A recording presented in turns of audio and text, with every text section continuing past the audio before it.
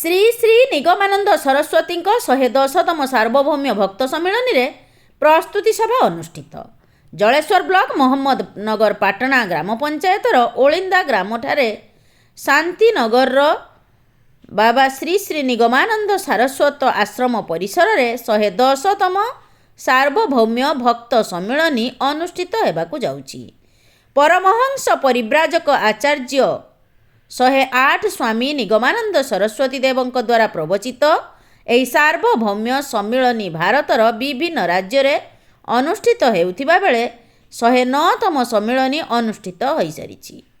110तम सार्वभौम्य सम्मिलन यही ओलिंदा स्थित आश्रम परिसर में अनुष्ठित हेब।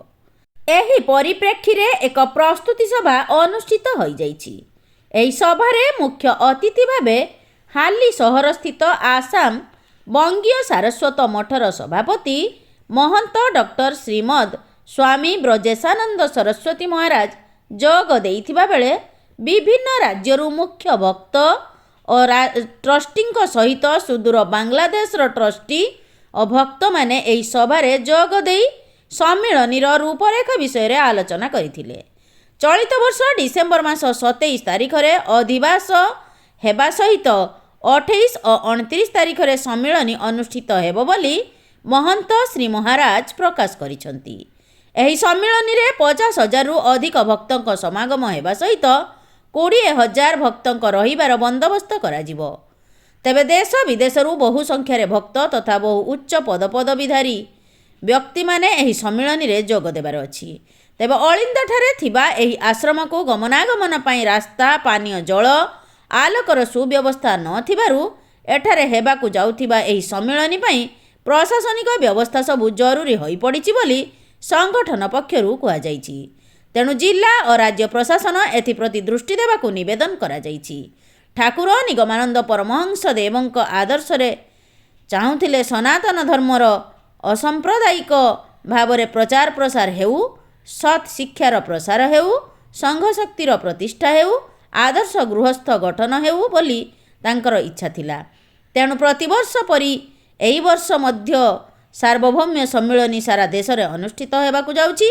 एही प्रस्तुति सभारे सभापति डॉक्टर श्रीमद स्वामी ब्रजेशानंद सरस्वती महाराज अध्यक्षता करिथिबा बेले सभापति सत्यव्रत नंद, उपसभापति विजय कुमार नंद, नलिनी साहू, नलिनी सेठी, हरेकृष्ण जेना प्रमुखों सहित मठर बहु पदाधिकारी जोग देइथिले।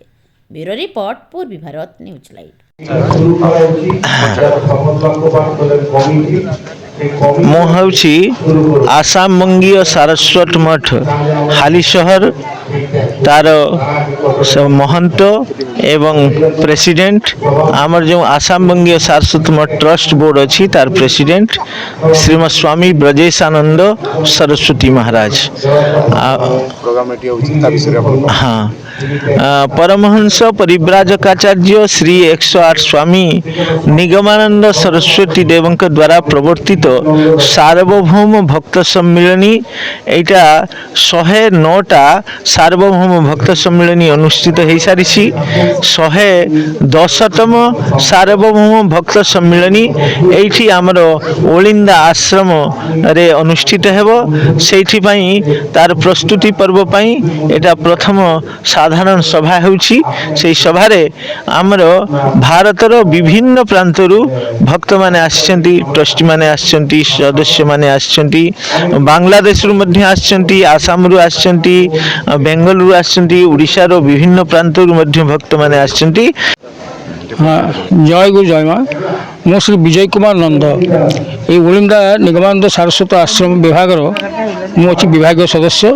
ये विभाग अधीन 60टी संघ अच्छी। ये जो ओलिंदा सारस्वत आश्रम जो विभाग अच्छी ये विभागटा पूर्वर अविभक्त बालेश्वर जिला एवं पश्चिमबंग मयूरभंज जिलार किसी अंश ये विभाग अंतर्भुक्त अच्छी। आम ठाकुर प्रवर्तित मठाश्रम सारस्वत संघ गुड़िक अच्छी। से संघ गुड़िक এই ଆଶ୍ରମ ଅଧୀନରେ ଅଛି। ଆଶ୍ରମଟା ମଠ ଅଧୀନରେ ଅଛି। ଏଇ ଯେଉଁ ସମ୍ମିଳନୀ ଆମର କ'ଣ ଏଇ ଆମର ସମ୍ମିଳନୀ ସାର୍ବଭୌମ ସମ୍ମିଳନୀ ପ୍ରତିବର୍ଷ ହୁଏ। ଏ ବର୍ଷ ଏଇଠି ହେବ ଏଇଟା 110ତମ ଅଧିବେଶନ। এই ସମ୍ମିଳନୀ ଏଇଠି ପୂର୍ବରୁ ହେଇନଥିଲା। ଏଇଟା ଆମ ଯେଉଁ ଓଡ଼ିଶାର ଉପାନ୍ତ ଏବଂ ଉତ୍ତର ଓଡ଼ିଶାର ସୀମାନ୍ତରେ ଅଛି ବାଲେଶ୍ୱର ଜିଲ୍ଲାରେ। ଏଠି ସମ୍ମିଳନୀରେ 50,000ରୁ ଉର୍ଦ୍ଧ୍ୱ ଭକ୍ତ ସଂଘ ସମାଗମ ହେବ। ସବୁ ବର୍ଷ ହୁଏ। ବର୍ଷ ସାରା ଭାରତବର୍ଷ, ଭାରତ, ନେପାଳ, ଭୋପାଳ ଏବଂ ବାଂଲାଦେଶରୁ ଆସନ୍ତି।